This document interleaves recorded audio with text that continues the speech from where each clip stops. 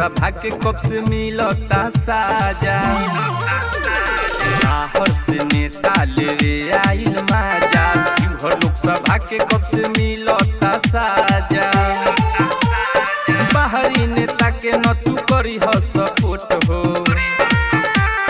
बाहरी नेता के न तू करी हो सपोर्ट हो। राणा रंजीत सिंह के दी हो सपोर्ट हो। बाहर से नेता लेवे आइल माजा, शिवहर लोकसभा के कब से मिलता साजा।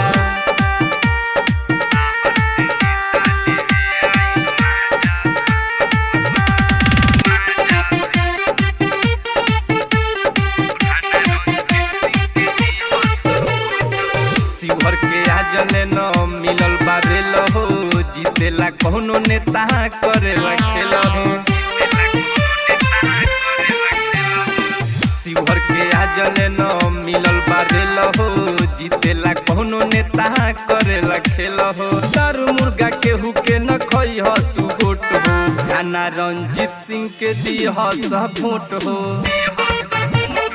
बाहर से नेता लेवे आइल माजा, शिवहर जिला के कब से मिलता साजा।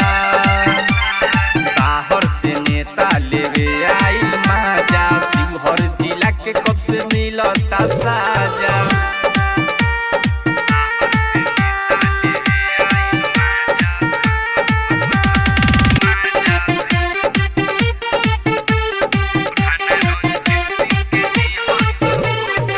सबसे पावर बारा जनता के होला, जितला के बाद नेता घूमे न टोला। सबसे बड़ा पावर जनता के होला, जितला के बाद नेता घूमे न टोला।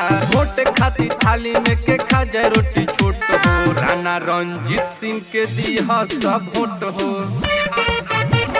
बाहर से नेता लेवे आइल माजा, शिवहर जिला के कब से मिलता साजा। बाहर से नेता लेवे आइल माजा, शिवहर लोकसभा के कब से मिलता साजा।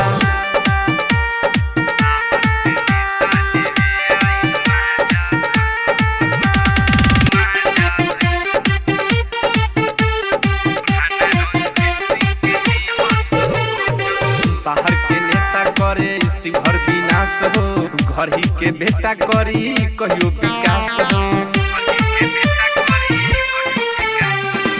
बाहर के नेता करे शिवहर विनाश हो, घर ही के बेटा करी कहियो विकास हो। रूपराज गुड्डू के न मन में बखोट हो, राणा रंजीत सिंह के दी हो सब वोट हो।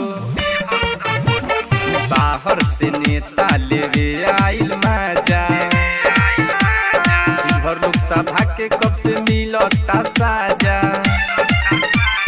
बाहर से नेता